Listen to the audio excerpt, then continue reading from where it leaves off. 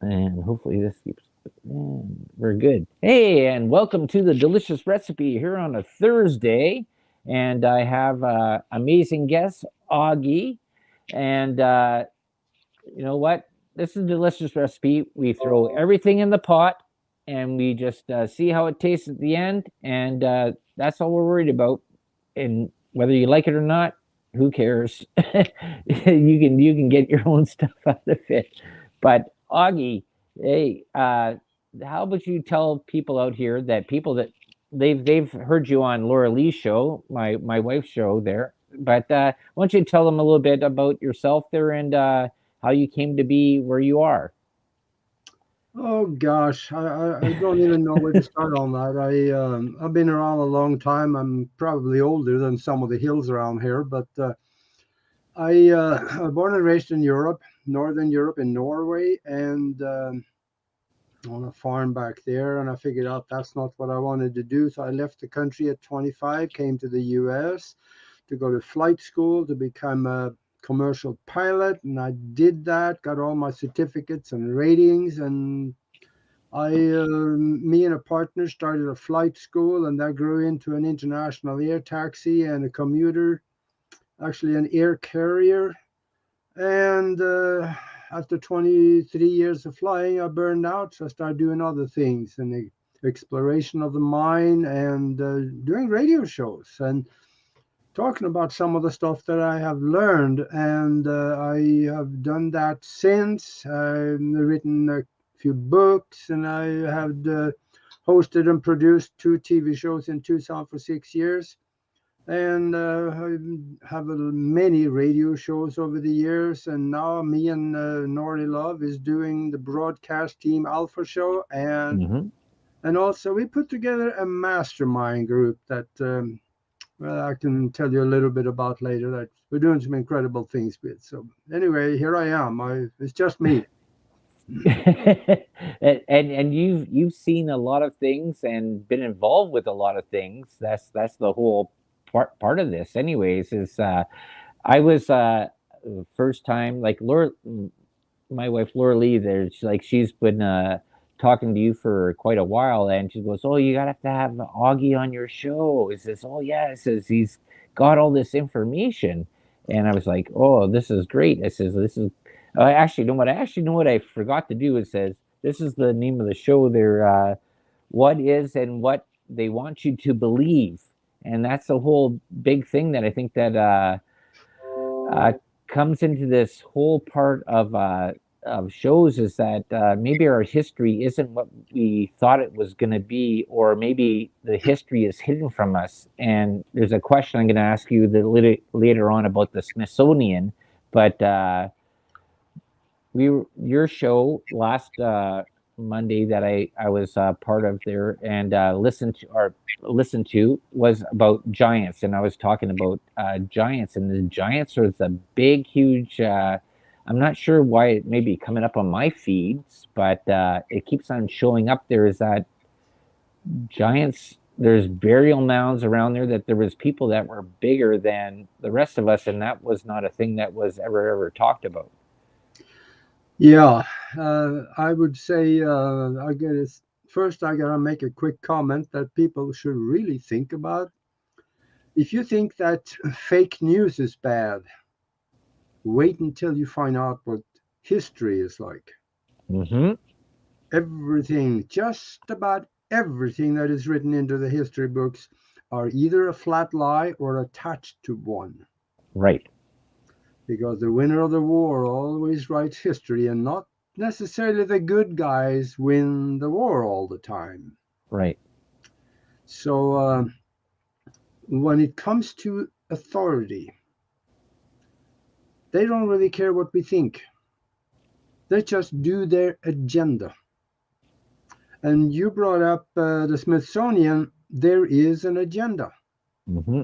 And that agenda, or part of that agenda, is that they want to hide our past from us so we don't know where we come from Right. or what has happened in the past, what we have been involved with, how we were created, and anything to that matter is hidden.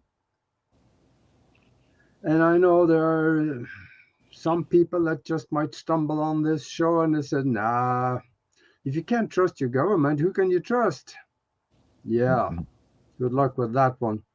We got to remember that the head of the CIA under Ronald Reagan, he said one time, right at the tail end of an interview, and he said, when we wake up one day and find that everything the American public knows is false, then we know our disinformation program is working. Right. Isn't that the sort of like that Joseph Goebbels quote? There is that if you tell a lie long enough, people actually believe it, and then when people start to wake up, and this is the weird part that I think that's coming in there is that when they use the word woke, Yeah. is that you're actually not that's another lie, right? It's a part about is being aware. Maybe it should be the new thing is being aware of what the reality is. Yeah, speaking of Goebbels, actually, there's some science behind that because they did an experiment. They Hmm. took 30 people and they told them the same lie for 30 days. Yeah. I forget the number, but they were somewhere between 60 to 80% that by the time 30 days were gone, they actually believed the lie, even though they were told that it is a lie at the very beginning. Right. And then his nephew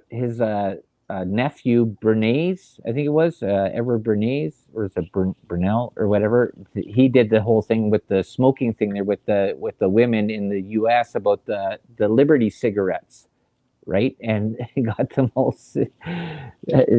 working for big corporations to go and make money off of stuff. It says Freedom Cigarettes. That's what it was. Yeah. Freedom Smokes, and it's just crazy how marketing and big corporations uh, push people in this in a certain way, and then you listen to the mainstream media, the fake news or whatever that like people want to down Trump or put down Donald Trump and that he was calling up for that. I think he had his own agenda himself though, but he was actually saying this is uh, these people are actually bad, like they're bad for you, and he was giving it to you there, and that's why we're the Yeah. U.S. is probably in the situation they're in. There, I didn't really want to go political on this stuff. We were going to talk about Bigfoot cryptids and other stuff there, but there's so much Well, stuff yeah. that Laura Let's. Lee tells me that you have there, like this great knowledge,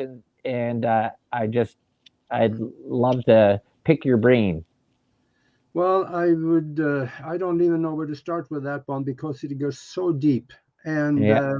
on your way down to the depth of that, you very often lose people, but that's okay because they always will remember what was said. And Hmm. later on, they may find a nugget over here and another one over there somewhere, and they start fitting it together. And then they think back on that outrageous thing that I said maybe a year or two earlier. And they Hmm. said, now it's starting to make sense. So I don't mind of going that deep because it can help later, even if people do not accept it right now. If I make an outrageous statement, something like we might live in a mind created universe, just kind of a virtual reality, maybe a computer, somewhat similar to a computer program, being a self aware, mind created, holographically generated universe. How would, what would you say? Hmm. And now you're seeing now with Facebook making a metaverse. I'm sorry. Oh, That, that's what I get for not turning the phone off. that's okay. I had technical difficulties there before we even started there. So Yeah, technology. I know it. Hey, do you remember when you used to have to go and use the phone down in the house, and there was only one phone in the house? Yeah. Right? Now everybody has a phone with a computer and a camera and everything in their pocket. Yeah, we were some of the first people in our community back in Norway that got a phone. When I was a little kid, our phone number was three. That's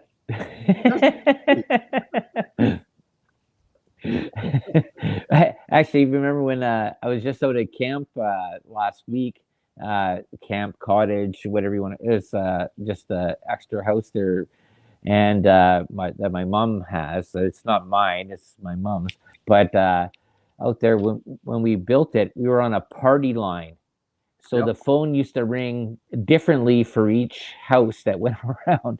yep. So, but anybody could pick up the phone and listen to your conversation if they wanted to. That was sort Yeah, I know all how that worked. of, Yeah. But back to this computer program that we just yeah. might be living in, there's actually some science to that, some evidence of it. Hmm. There is a there's a theoretical physicist named James Gates, and he discovered a form of computer code embedded deep in the equations explaining the fabric of space and time. And he says that is ones and zeros.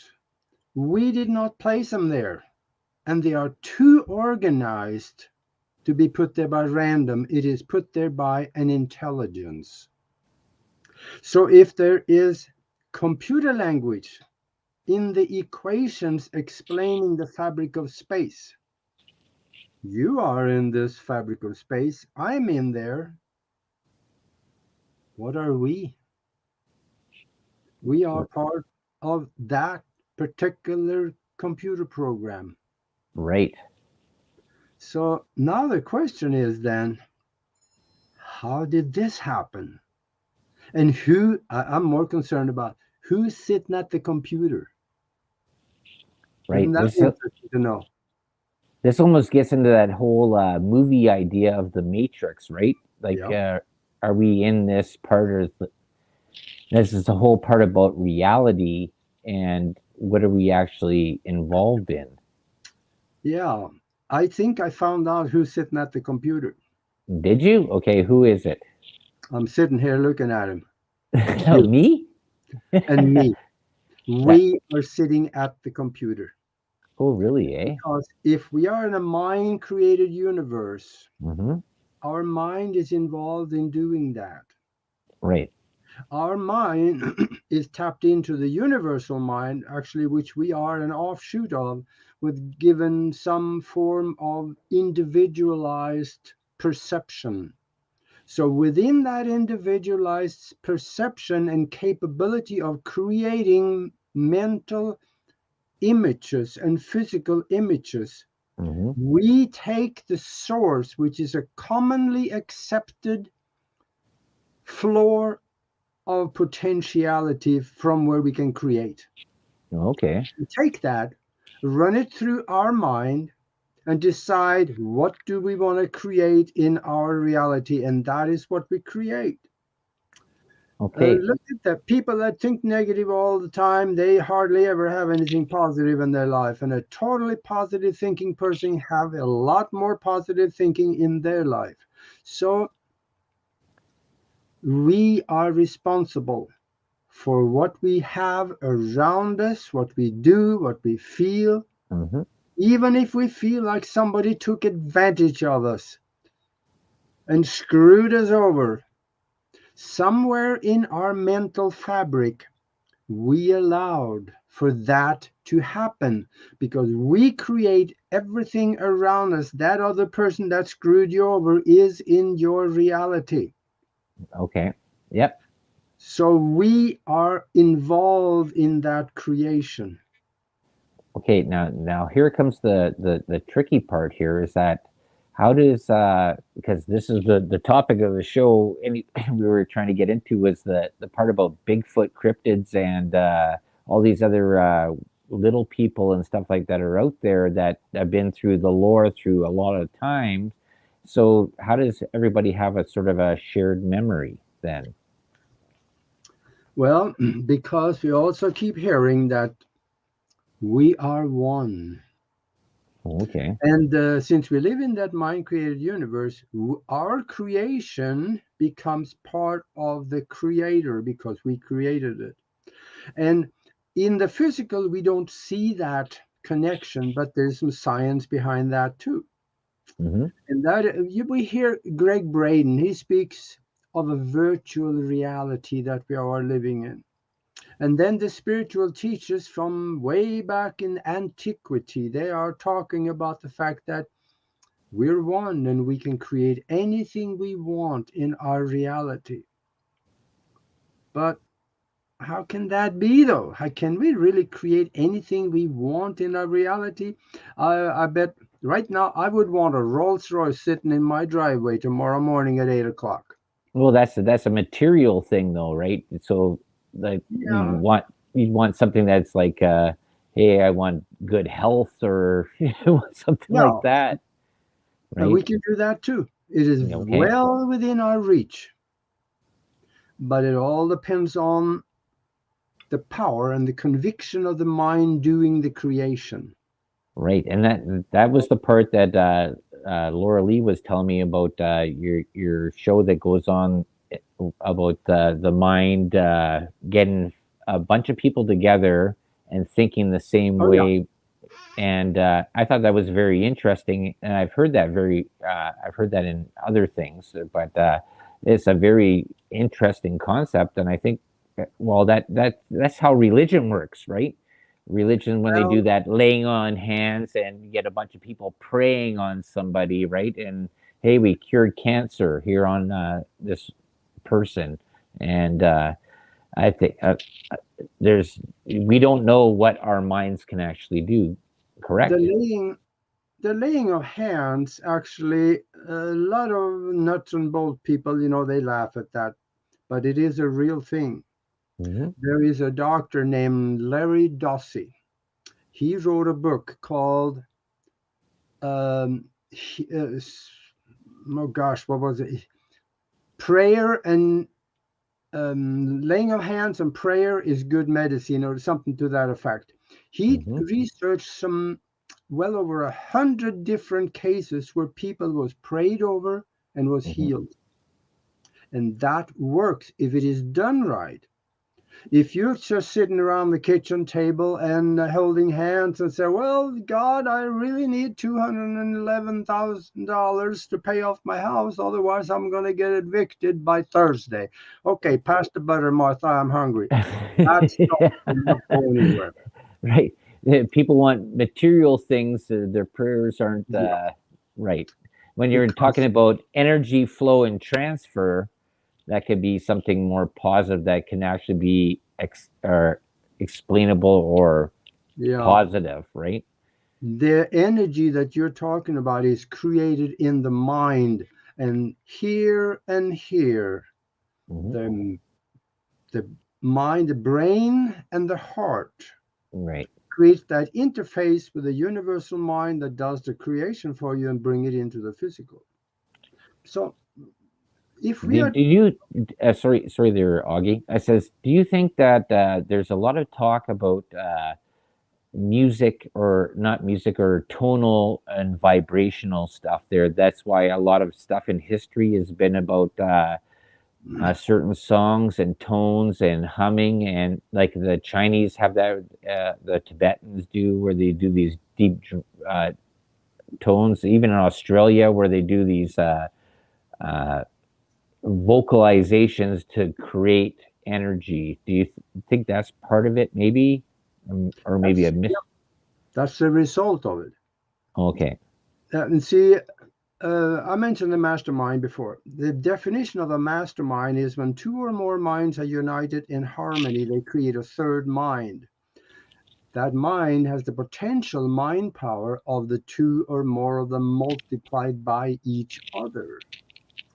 So if 1,000 people get together, concentrate in visualized images with emotion and feeling and directed towards a certain thing or concept, they can affect that thing or concept at a distance just as well as one mind that is powerful enough. But if you have many, it becomes stronger.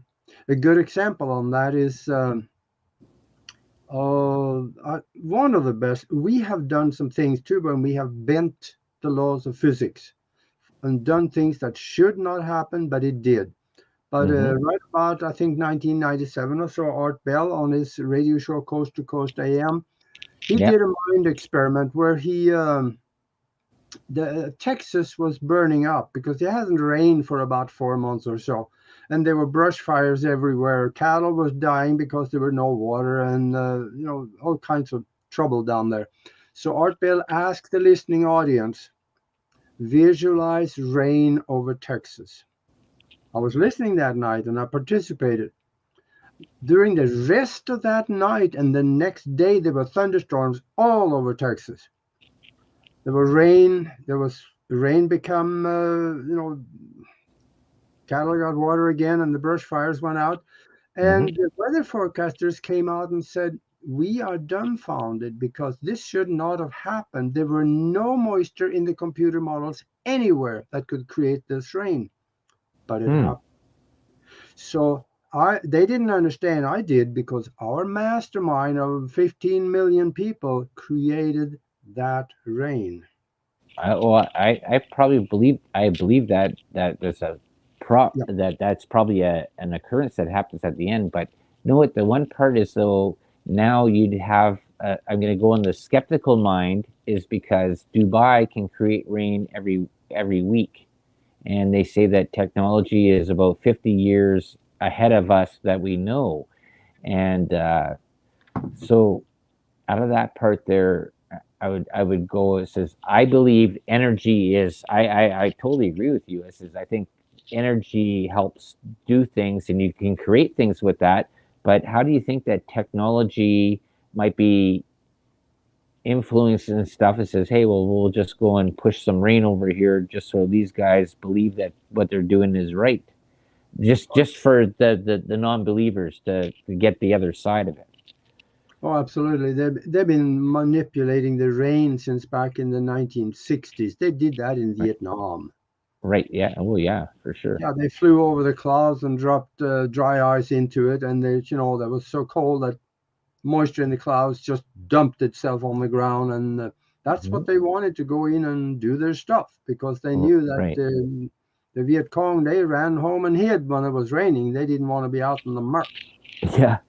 So no, they've been doing that, and right now the harp technology, they have them now. They closed down the one in Alaska. Now they have them on boats, and they triangulate and they create pressure situations that rises air and dumps air. So you can create high pressure, low pressures, and a ridge of them so that you can create weather patterns. And we see that now, some of the stuff that is happening in the weather here. I So, saw the one that they were showing it on in China, in the northern part of China, manipulating the northern jet stream mhm, that's pushing it away and stuff like that. And I didn't know they had them on boats there now. That's yep, more than possible. Well, you would know you're connected to a lot more people than I am, but yeah, I know. that's the thing when you have dark scientists experimenting on the planet, and then people are wondering why your trailer park is flooded, and you have to go back to the bank because it's all about this, right? Yeah, yeah, that's what it's all. Well, at least in the Western world. Yeah. Well, So, it's well, across everything now. They want globalist, right? It's a yeah, global. They want to push it that direction. but this mastermind is pretty simple to create. Oh, And, yeah. if somebody want to be part of it, they can come and join us and participate in this because we do things with healing. We do it with creating abundance, and Hmm. we're using the word abundance because it encompasses so much more than just this. Right. Well, you're And looking for like a spiritual and energy abundance, yeah, correct? To yeah. Then I thought it was actually awesome. I really enjoyed the show yeah, I watched. It was great, and I yeah, encourage anybody else to go and listen to it. It was really good. yeah. That was an educational thing. You haven't even seen the mastermind yet. That's on Mhm. Sundays, so you just come and visit on that one too. But what people can do to join minds like this and become a lot more powerful than they are by themselves. Because when you create that mastermind, it becomes an energy. It's not just a thought anymore. It is an energy that can alter physical reality. And we've done a lot of that, and we have some of that on our page. Which you send us an email if you want to be part of this to the mastermind connection at gmail.com.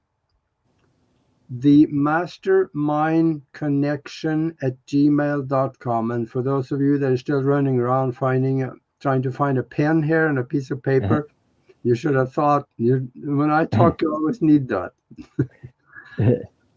And So, let me just go one yeah, step further and tell people how they can create a mastermind in their home, because the most powerful mastermind is the one when there is unity of minds, there is peace, there is harmony, and there is a common acceptance of what we want to have to happen. hmm, That is often in a family. When a family can, let's say, if you have a family of two, that's good. That's okay. You can create a mastermind of two. It is more powerful than one. And when you decide what you want, that is very important.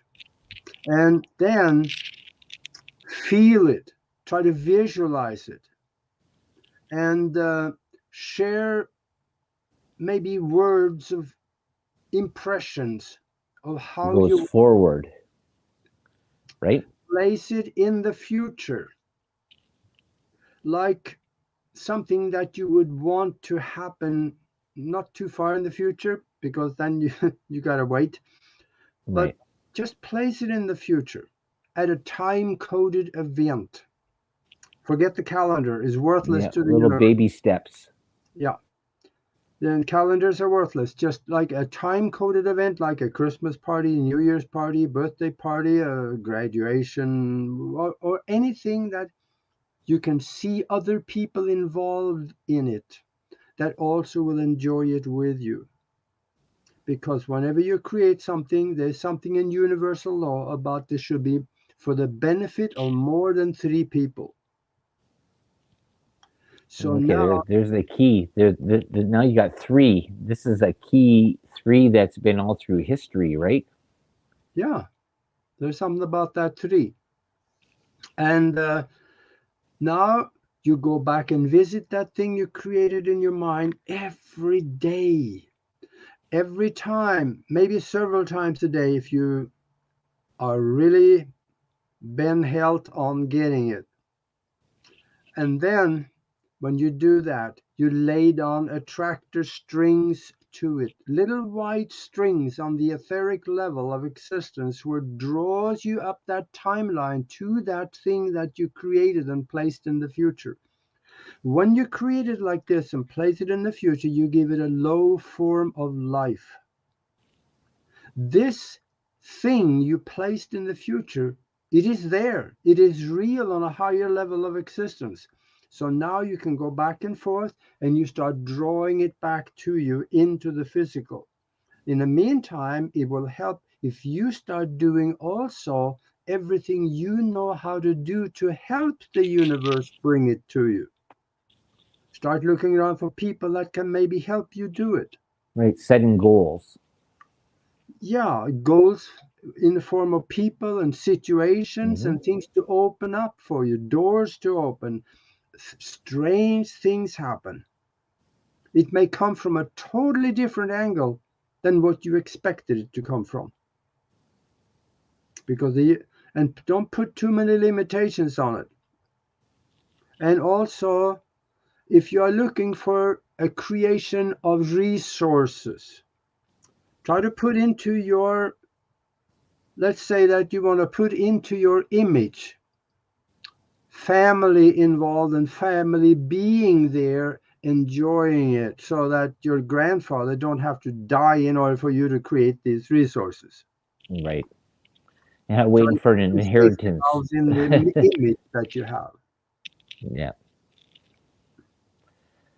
Yeah, I think that's perfect. Like, hey, just look forward towards what you want Yeah, and make that possible, and take resources that you need around you that are, or not take, but welcome in resources that are going to help you to reach your goals. yeah. And another thing too that I'm big on, I talk about it quite a bit. In fact, I wrote a book where I explained very detailed about what how this can happen, and that is that everybody is told because of religion that we're all gonna grow old and gray and we're gonna die one day. Yeah, chances are it might happen, but not for me. That is not in my timeline. Now, So how old are you now, Augie? Are you like 200? about a month or so, I'm no. No, I'm just playing. I In told. here, I am 35. But Oh, for sure. the I told you when we were talking before the show. I says I'm still like 13. I have such a dark sense of humor, and no, I'm just you just a snot nosed kid. yes. No, I'm 76 in another month. But the thing about it is that I don't accept aging and I don't accept death. I don't go to funerals. And the thing about it is, in 2009, three doctors got the Nobel Prize for discovering an enzyme that reverses the aging process. Mm, And I am doing that, and it's working for me. I oh, have more that's energy than anybody I know my half my age. I work 12, 16 hours a day, and excuse me. it works for me. I'm fine. I enjoy it. So the thing about it is that once it's up here, you find solutions. I found that this enzyme will actually reverse the aging process in the body together with epigenetics, which is is a form of mind can create reality.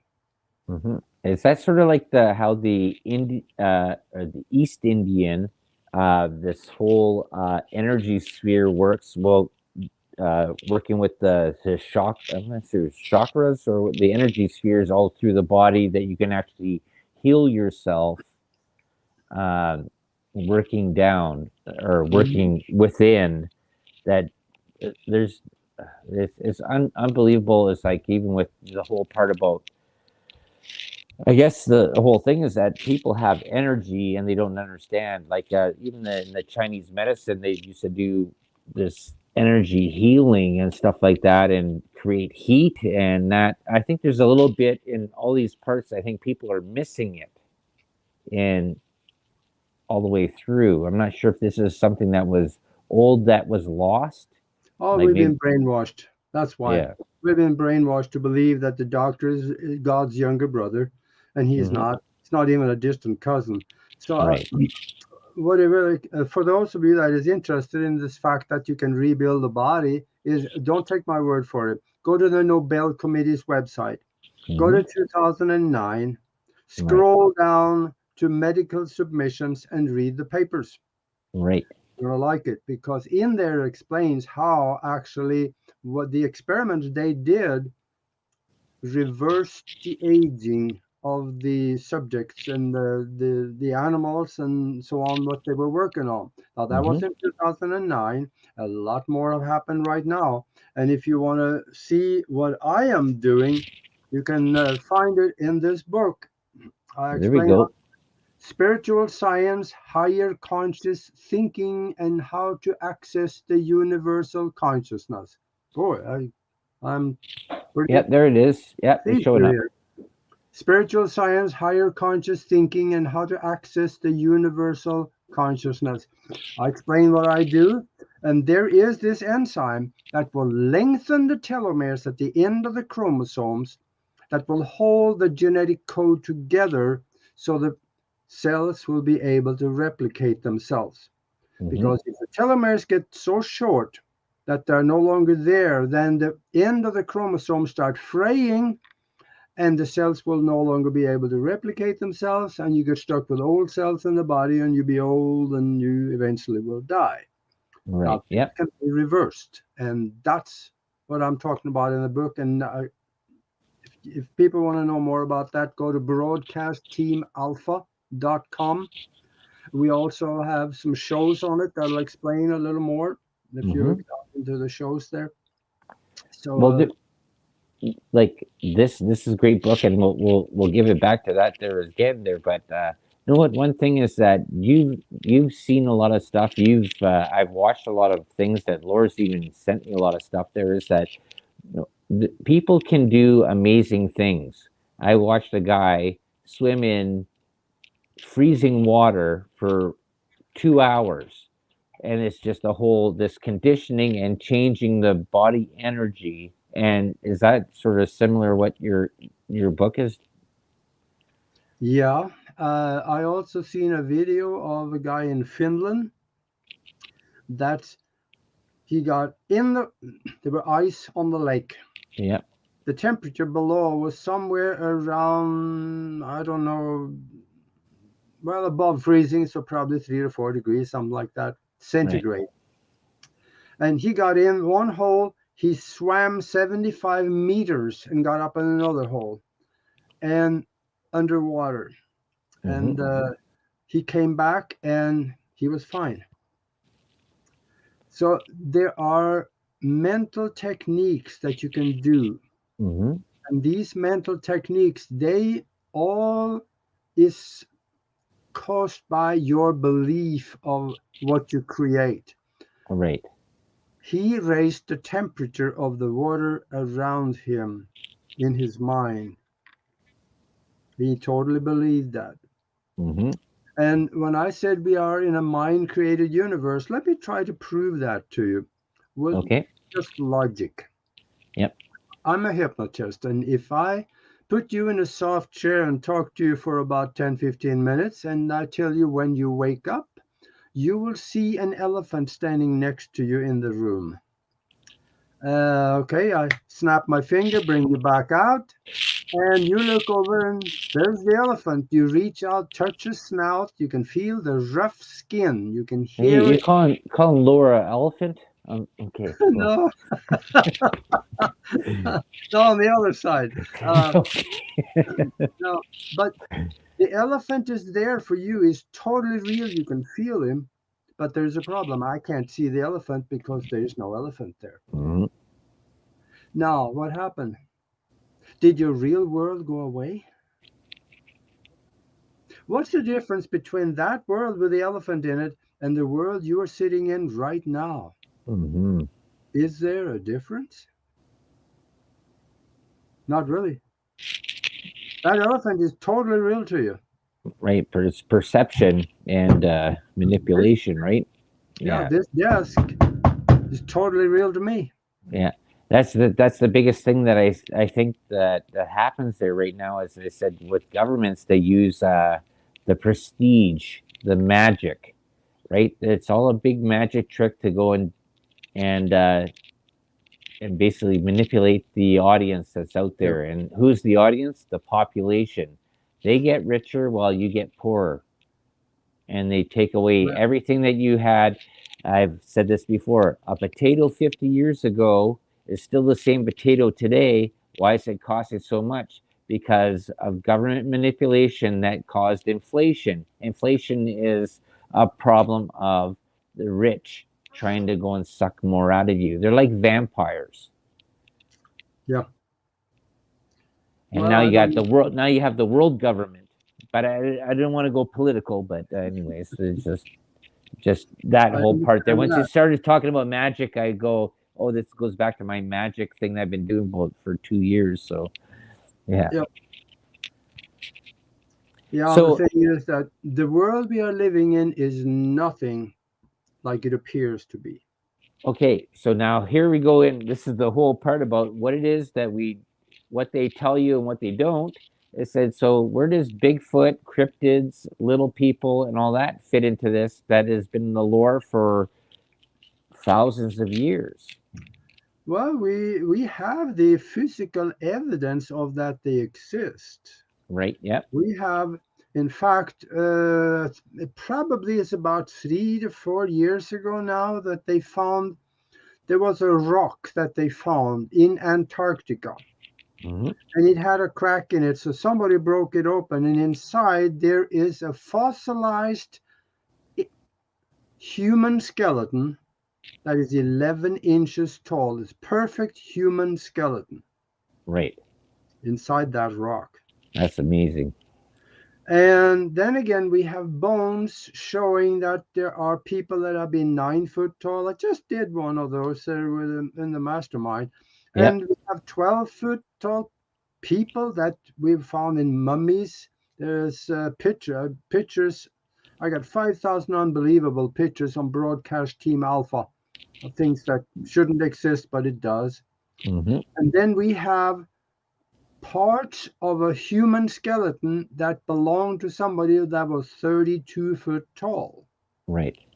And we have footprints in rock that is, uh, it's of length that will belong to a person that is about 34 foot tall. There's one in South Africa. Right. So these things do exist. And then, of course, there are other things that is bigger. Hmm. There are stone formations that look like heads or bodies of people that might have been hundreds of feet big. So these things do exist. There's no way to get around it. Science, as we know, has always tried to explain it away that, gee, that's a great coincidence. Yeah, well, the church wanted to say is Nephilim. There was giants. They put it in the Bible. Then you have these other parts there that you got in East India. There was the jinn. They were magic that they lifted things. Hey, maybe all this stuff can be true. Even the part with the little guy that has the gold, the leprechaun. They wanted to go in. That was part of the church saying that the Irish were tiny people that carried gold around, but they were actually big people that were a fierce force. It was a whole disclaimer, or not disclaimer. It was a whole thing that belittle these people, and that's the part about history, right? Whoever is, you said this at the beginning. I've said this to myself, is that whoever is in control writes the narrative of the story. And Yeah, now we're in the time there right now. They're trying to rewrite history again, yeah. and I think history is so important. Like I hated history in school because it was so dry, but I've been soaking it up for 20 years going through stuff, and I trying to find the real stuff, right? We are doing five segments of the real history of the universe and our solar system and the Earth on the mastermind. We're done with the second one now. We're going to the third one next time, and that explains an awful lot of the things that we're not supposed to know about. Mm-hmm. And besides that, it's if we look at history, we can look back. We know something isn't right because Mm-hmm. the winner of the war always writes history, Right. Yeah. and not necessarily the good guy who wrote it. Mm-hmm. Oh, that's totally correct. That we've seen that in how. Well, there was a part there. I watched a documentary about this. Says that when they do archaeological digs, they only go down so far till you hit a certain layer, Yeah, and then another person went down a little bit further. And says, "Well, what's all this stuff? Oh, don't talk about that, right?" yeah. So this okay. So here comes the question: who started the Smithsonian?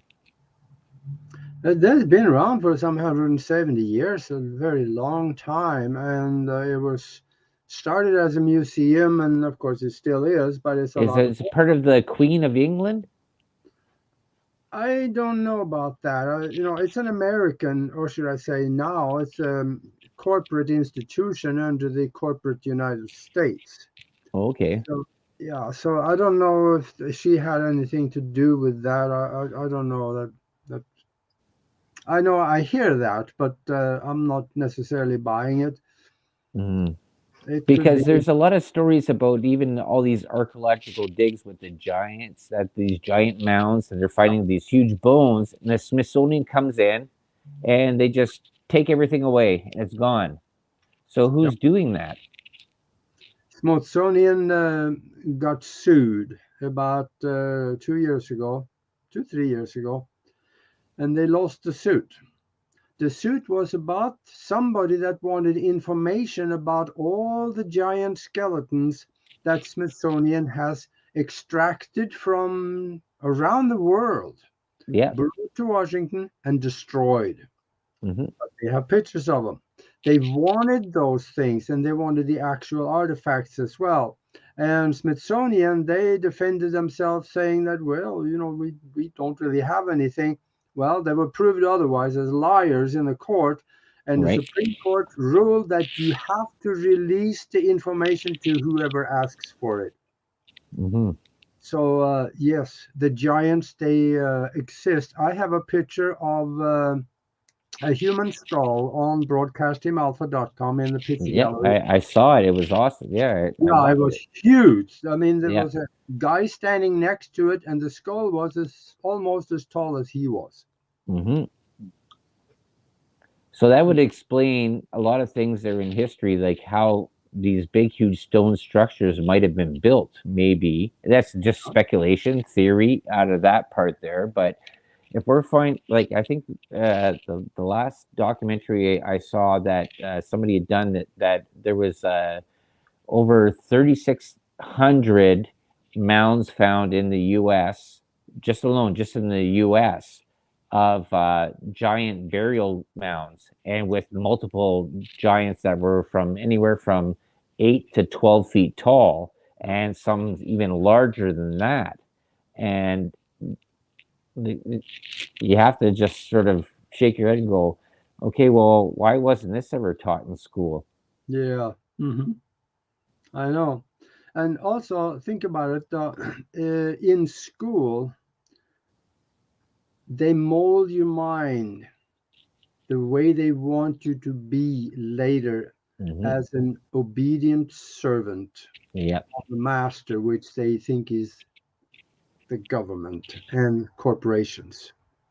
Yep, I have this thing that I've said this on Laura Lee's show, and I've said this on mine multiple times. It says, as a child, you always ask why. You go to school, you're told the questions and the answers to that. You don't ever ask why anymore. When you get out of school, you stop asking why. You don't even know why you don't know why is there, right? There's the Pink Floyd song, "Another Brick in the Wall." You just walk the line, right? Yep.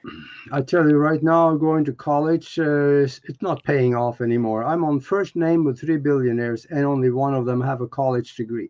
And the thing is that college degrees right now, uh, they are educating you, and you become a perfect for a job at McDonald's because that's about the only place you will really qualify very well. Yeah. Because now they are the business structures of the world is changing. What you Hmm. learn in college is obsolete by the time that you get out into the working life. And I know, I mean, I have friends right now without a college degree. One guy, I just talked to him here the other day. He's making well over $100,000 a year being a pilot. Yeah. And all the education you need is about a year to get all the certificates of ratings, kind of like what I did. Yeah.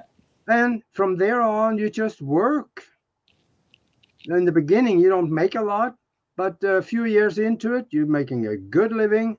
And from there on, get into the bigger equipment, and you have, oh, it's a wonderful career. And I then think again, I think college skilled does not trades is the best. I think college does not teach you how to go in business for yourself. no.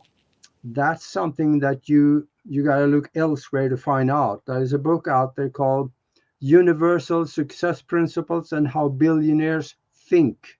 Hmm. You find that book, I wrote it. You will find out what what it takes to become very wealthy in business for yourself. Okay, we're almost we got 1 minute left here. There, Augie says so. Tell them where they can find you. Tell them where they can find all your books, and I really like to have you back on because I think we can go a lot further and a lot more stuff there. Okay. So we got about 1 minute. Oh, that's good. That's it's about 45 seconds more than I need. Here, here's a book, Spiritual Science, Higher Conscious Thinking, and How to Access the Universal Consciousness. You'll find me on broadcastteamalpha.com. Mhm. And also, if you want to be part of a mastermind and do some incredible things, send us an email to themastermindconnection@gmail.com. And I'll get you a link and some information so you can come and join us. Awesome. I really appreciated you coming on there, and I know we're just going somewhere there, and I was like, too bad my show's only 1 hour, but Yeah, that's all right.